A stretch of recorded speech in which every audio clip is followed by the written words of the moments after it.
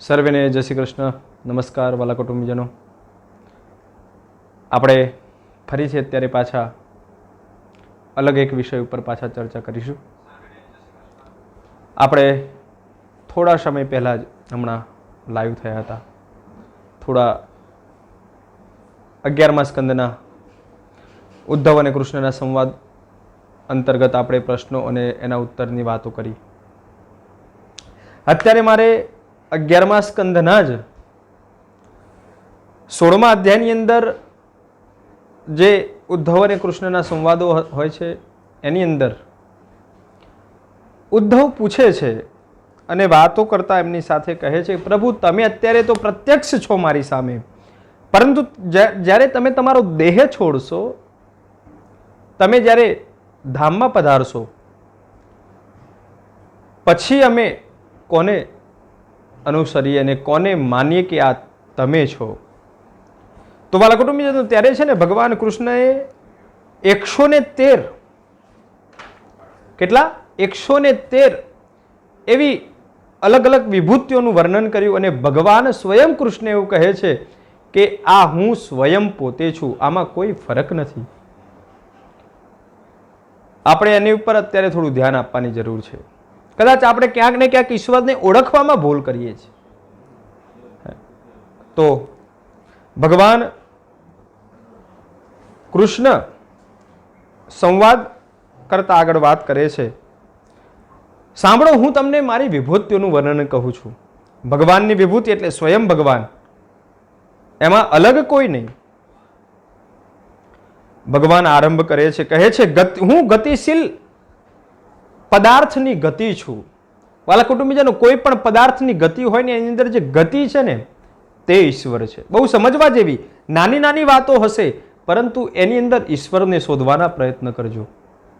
આપણા રોજિંદા જીવનમાં પણ આપણે એને શોધી શકીએ છીએ, કદાચ આપણને ખબર નથી કે ક્યાં છે. ભગવાન કહે છે હું આધીન કરવા વાળામાં કાળ હું છું. આપણે કોકને આધીન થતા હોઈએ છીએ ને એની અંદર જે સમય છે ને તે ઈશ્વર છે, તે કૃષ્ણ છે. ભગવાન કહે છે ગુણોમાં સામ્યવસ્થામાં હું છું. ભગવાન કહે છે હું ગુણોવાન પદાર્થોમાં ગુણ હું છું. અને આ ઘણા બધા પદાર્થો હોય છે વાલા કુટુંબીજનો, જે અલગ અલગ ગુણોથી ભરપૂર હોય છે. એ ગુણના પદાર્થની અંદર જે ગુણ છે ને તે ઈશ્વર કૃષ્ણ છે. અદ્ભુત વાતો કરી છે ભગવાન સ્વયં કૃષ્ણ સમજાવી રહ્યા છે આપણને. 5મા નંબરમાં કહે છે હું ગુણયુક્ત વસ્તુઓમાં પ્રથમ કાર્ય સૂત્રાત્મા બ્રહ્માજી છું. ભગવાન કહે છે કે ગુણયુક્ત વસ્તુઓમાં જે ગુણયુક્ત વસ્તુઓ છે એની અંદર પ્રથમ કાર્ય સૂત્રાત્મા હું બ્રહ્માજી છું, કારણ કે પ્રગટ બ્રહ્માજી કરે છે. 6ઠામાં ભગવાન કહે છે હું માનવોમાં જ્ઞાન શક્તિ પ્રધાન પ્રથમ કાર્ય મહત્તત્વ હું છું. આપણે જ્યારે મનુષ્યની ઉત્પત્તિ થતી હોય ને ત્યારે મહદાદિ તત્વોની અંદર ભગવાન કહે છે મહત્તત્વ જે છે તે હું છું. આપણું વર્ધન મહત્તત્વ સિવાય નથી વાલા કુટુંબીજનો. આપણું વર્ધન આપણે મનુષ્ય પણ બનીએ છીએ તો એની અંદર મહત્તત્વાદિનું ખૂબ જ પ્રાધાન્યતા છે ને પ્રધાનતા છે. એટલે ભગવાન કહે છે મહત્તત્વ હું છું. 7મા નંબરમાં હું સૂક્ષ્માતર સૂક્ષ્મ જીવ હું છું. સૂક્ષ્મથી પણ સૂક્ષ્મ જે જીવ છે ને ઈશ્વર કહે છે હું છું. વાલા કુટુંબીજનો, ભગવાનની મહત્વતા અને ઈશ્વરની મહત્વતા એ જ છે, તે સૂક્ષ્મ પણ થઈ શકે અને વિરાટ પણ થઈ શકે છે. ભગવાન આગળ કહે છે 8મા નંબરમાં હું દુર્જયોમાં મન છું. ભગવાન કહે છે દુર્જયોની અંદર હું મન છું. 9મા નંબરમાં કહે છે ભગવાન હું વેદોમાં હિરણ્યગર્ભ બ્રહ્માજી છું. વેદોની અંદર જે હિરણ્યગર્ભ એટલે કે હિરણ્યગર્ભ એટલે તમે એ ભગવાન નારાયણના દર્શન કર્યા હશે કે જે ભગવાન શેષ શૈયામાં બિરાજેલા છે. ભગવાનના ચરણ કમળની સેવા સ્વયં લક્ષ્મીજી કરી રહ્યા છે. એ ભગવાન નારાયણના નાભી કમળમાંથી એક સૂર્ય પ્રગટ થાય છે અને એ સૂર્ય નાભી કમળમાંથી એક સુવર્ણમય પદ્મ પ્રગટ થાય છે અને કમળની અંદરથી બ્રહ્માજી નીકળે છે. એટલે કહે છે હિરણ્યગર્ભ. તો એ હિરણ્યગર્ભ બ્રહ્માજી હું છું. 10મા નંબરમાં કહે છે હું મંત્રોમાં અ ઉ અને મ હું છું. આપણે જેને ઓમ કહીએ છીએ તો અ ઉ અને મ આ 3 અક્ષરો દ્વારા ઓમ બને છે. તો ભગવાન કહે છે એ મંત્રની અંદર અ ઉ અને મ હું સ્વયં પોતે છું. ભગવાન આગળ 11મા નંબરમાં કહે છે હું અક્ષરોમાં પહેલો અક્ષર અ એ હું છું. અકારો વિષ્ણુ સ્યાત. વ્યાકરણની ભાષામાં પણ ઘણા બધા લોકો વ્યાકરણ શાસ્ત્રી કહે છે અકારો વિષ્ણુ સ્યાત. તો ભગવાન કહે છે એ અ શબ્દોની અંદર પહેલા શબ્દ અ હું છું. ભગવાન કહે છે હું છંદોમાં ત્રિપદા ગાયત્રી છંદ હું છું. ભૂરાદિનામ વિશ્વામિત્ર જમદગ્નિ ભરદ્વાજ ગૌતમાત્રી વશિકસ્પાદિ ઋષય એ ઋષિઓ છે અને એની અંદર પણ છંદોની મહત્વતા બતાવી. ભૂરાદિનામ વિશ્વામિત્ર જમદગ્નિ ભરદ્વાજ ગૌતમ અત્રિ વશિષ્ઠ કશ્યપાદિ જે ઋષિ છે એ ઋષિઓ દ્વારા જે છંદો ઉત્પન્ન કરવામાં આવ્યા. ગાયત્રી છંદ ત્રિપદા ગાયત્રી છંદ. વાલા કુટુંબીજનો, છંદ છે એ છંદ કેવી રીતે બને તો કહે છે અક્ષરો દ્વારા. 24 અક્ષરો દ્વારા જે છંદ બને છે ને તેને ગાયત્રી છંદ કહેવામાં આવે છે. તો એ 24 અક્ષરો દ્વારા જે ગાયત્રી છંદ બને છે કહે છે ગાયત્રી છંદ હું સ્વયં પોતે છું. કહે છે ભગવાન હું દેવોમાં ઇન્દ્ર હું પોતે છું. જે દેવો છે એની અંદર ઇન્દ્ર છે. ભગવાન કહે હું સ્વયં પોતે છું. 8 વસુઓમાં અગ્નિ છું. અષ્ટવસવ. 8 જે વસુ છે એ વસુની અંદર કહે છે અગ્નિ હું સ્વયં પોતે છું. ભગવાન કહે છે હું 12 આદિત્યોની અંદર વિષ્ણુ છું. દ્વાદશાદિત્ય એની અંદર વિષ્ણુ હું સ્વયં પોતે છું. કહે છે 11 રુદ્રોમાં નિલોહિત લાલ શિવજી હું છું. 11 રુદ્ર એ 11 રુદ્રની અંદર લીલોહિત નામના એક રુદ્રનું નામ છે. ભગવાન કહે છે એ શિવજી હું સ્વયં પોતે છું. કહે છે બ્રહ્મર્ષિઓની અંદર સ્વયં ભૃગુ ઋષિ હું છું. જે બ્રહ્મર્ષિ છે બ્રહ્મ ઋષિઓ એની અંદર સ્વયં ભૃગુ હું છું. આગળ ભગવાનની વિભૂતિઓની અંદર જણાવતા 18મા નંબરમાં કહે છે રાજર્ષિઓની અંદર મનુ હું છું. વાલા કુટુંબીજનો, આ પૃથ્વીની સૃષ્ટિની ઉત્પત્તિની અંદર સર્વપ્રથમ જો કોઈ જોડું ઉત્પન્ન થયું હોય તો એ મનુ અને શત્રુપાનું જોડું હતું. એટલે સ્વયં ભગવાન પોતે કહે છે કે હું મનુ સ્વયં પોતે છું. કહે છે હું દેવર્ષિમાં નારદ છું. દેવ ઋષિઓ છે એ દેવ ઋષિની અંદર નારદ હું પોતે છું. કહે છે આગળ ગાયોમાં કામધેનુ હું સ્વયં પોતે છું. જે ભગવાનની વિભૂત, તમે વિચારો તો ખરા વાલા કુટુંબીજનો, અમુક વાતો તો આપણને ખ્યાલ પણ નથી કે આ સ્વયં ભગવાન પોતે હશે. અને આ જે વિભૂતિ છે અને ભગવાનને ક્યારેય અલગ નહીં માનતા, એ સ્વયં પોતે છે.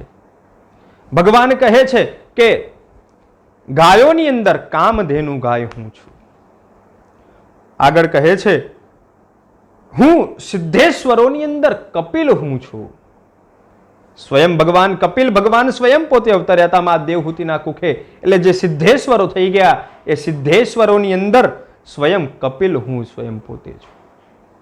એની આગળ કહે છે હું પક્ષીઓમાં વિષ્ણુનું વાહન ગરુડ છું. હે ભગવાન શું કહે છે? હું પક્ષોની અંદર ગરુડ હું પોતે છું. પ્રજાપતિઓમાં દક્ષ હું પોતે છું. હું પિતૃઓમાં અરિયમાં હું પોતે છું. દૈત્યોની અંદર દૈત્યરાજ પ્રહલાદ હું પોતે છું. વાહ, શું ભગવાને અહીંયા વાતો કરી છે વાલા કુટુંબીજનો. દૈત્યોની અંદર પણ ભગવાન કહે છે ને, આગળ છેલ્લે જ્યારે ભગવાન વર્ણન કરે વિચારવા જેવી વાત છે વાલા કુટુંબીજનો. અત્ર તત્ર સર્વત્ર જ્યાં ઈશ્વર પોતે હોય તો ત્યારે ભગવાન કહે છે દૈત્યોની અંદર પ્રહલાદ, દૈત્યરાજ પ્રહલાદ હું પોતે છું. નક્ષત્રોની અંદર હું ચંદ્રમા છું. ઔષધિઓની અંદર, વનસ્પતિઓની અંદર સોમરસ હું પોતે છું. વાલા કુટુંબીજનો, હજી આ સોમરસની વાત આવી એટલે મારે એક ચર્ચા કરવી છે. સોમરસ કોઈ સામાન્ય રસ નથી, યાદ રાખજો. અત્યારે તુચ્છ બુદ્ધિને તુચ્છ વિચારી ન શકે એવા લોકો સોમરસ અદ્ભુત રસ છે, જેમાં ભગવાન ખુદ કહેતા હોય કે રસોની અંદર, વનસ્પતિઓની અંદર સોમરસ હું છું. આપણે એને સામાન્ય ગણી લઈએ છીએ. ભગવાન એ સોમરસ બહુ અદ્ભુત છે અને અલગ અલગ પ્રકારના યજ્ઞો દ્વારા એને જે બનાવવામાં આવે છે તેને સોમરસ કહેવાય છે. ભગવાન કહે છે વનસ્પતિઓની અંદર જે સોમરસ છે હું સ્વયં પોતે છું. કહે છે યક્ષ રાક્ષસોની અંદર જે કુબેર છે હું છું. કુબેર છે દૈત્યોની અંદરથી એમનું પ્રાગટ્ય છે, રાક્ષસો યોનિની અંદર જે પ્રગટ થયેલા છે, પણ કહે છે એમાં કુબેર હું છું. હાથીઓમાં ઇન્દ્રનો જે ઐરાવત હાથી છે ને તે હું છું. આ ભગવાનની વિભૂતિઓ છે. હું જળચરમાં તેમનો સ્વામી વરુણ છું. હું તપતા પદાર્થોમાં સૂર્ય છું. હું મનુષ્યોમાં રાજાધિરાજ છું. હું ઘોડામાં ઉચ્ચૈશ્રવા અશ્વ છું અને હું ધાતુઓમાં સોનું છું. આપણે તો ક્યારે વિચાર્યું પણ ન હોય કે આવું બધું ઈશ્વર પોતાની વિભૂતિઓની અંદર આ બધી વસ્તુ ગણાવતા હશે. દુર્લભ છે આ બધી વસ્તુઓ, સામાન્ય નથી. ભગવાન કહે છે દંડ આપનાર યમરાજ હું સ્વયં પોતે છું. કહે છે હું ધાતુઓમાં સોનું છું અને હું સર્પોમાં વાસુકી છું. સર્પની અંદર વાલા કુટુંબીજનો કુલ 9 પ્રકારના સાપ છે. સર્પની 9 પ્રકારની યોની છે. અનંત, વાસુકી, શેષ, પદ્મનાભ, કંબલ, શંખપાલ, ધાર્તરાષ્ટ્ર, તક્ષકમ, કાલિયમ તથા એતાની નવનામાની નાગાનામ ચ મહાત્મના. એ 9 નાગની યોનીની અંદર જે સર્પો છે એ સર્પની અંદર વાસુકી હું પોતે છું. હું નાગોમાં શેષ નાગ અનંત છું. ભગવાન કહે છે હું દાઢવાળા પ્રાણીઓમાં સિંહ છું. હું આશ્રમોમાં ચોથો સંન્યાસ આશ્રમ હું છું. જે 4 આશ્રમો છે એ આશ્રમની અંદર ભગવાન સંન્યાસ આશ્રમ સ્વયં પોતે છે. હું વર્ણોમાં પ્રથમ બ્રાહ્મણ છું. હું તીર્થોમાં નદીઓમાં ગંગા નદી છું. હમણાં જે આપણે સાંભળીને ગયા વાલા કુટુંબીજનો, વર્ણોમાં પ્રથમ બ્રાહ્મણ હું છું. એટલે કેટલી મોટી જવાબદારી બ્રાહ્મણ વર્ણને સોંપવામાં આવી છે. બ્રાહ્મણનું નામ પડ્યું છે એટલે હું એક વિનંતી કરી દઉં કે આપણે જો બ્રાહ્મણ પોતાની જાતને ગણતા હોઈએ તો શિખા અને સૂત્ર આપણા જોડે હોવા જોઈએ. આપણી ગાયત્રી એ આપણી જોડે હોવી જોઈએ. તો કરબદ્ધ વિનંતી અને પ્રાર્થના છે કે જે પણ બ્રાહ્મણ ભાઈઓ આ વિડીયોને કદાચ જોતા હશે તો કૃપા કરી અને શિખા અને સૂત્રનો આગ્રહ રાખજો. શિખા અને સૂત્ર જો તમારી જોડે હશે અને આપણી ગાયત્રી આપણી પાસે હશે ને તો આપણો વાળ પણ વાંકો નહીં થઈ શકે. આપણને જગતની અંદર એ તત્વ રક્ષા આપણી કરશે. કહે છે તીર્થોમાં ગંગા નદીઓમાં, તીર્થોમાં અને નદીઓમાં ગંગા નદી હું છું. હું જળાશયોમાં સમુદ્ર છું. હું અસ્ત્ર શસ્ત્રોમાં ધનુષ છું. હું ધનુર્ધરોમાં ત્રિપુરારી શંકર છું. જળાશયોમાં હું સમુદ્ર છું. નિવાસ સ્થાન બ્રહ્માજીનું નિવાસ સ્થાન સુમેરુ પર્વત હું પોતે છું. આહા.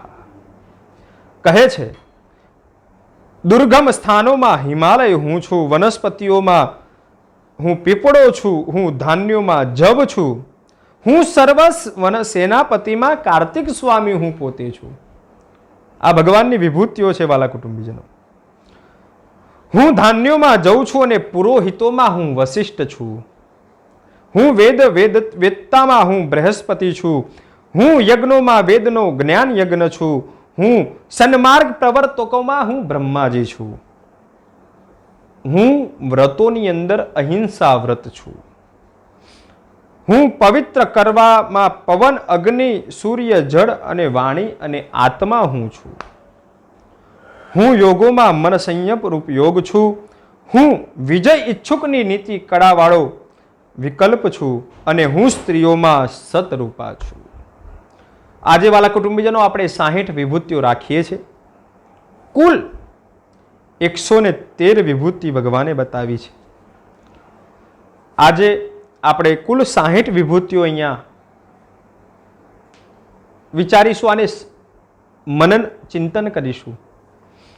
આપણે આવતીકાલે પાછા આ 61મી વિભૂતિઓથી આપણે આગળ વધારશું.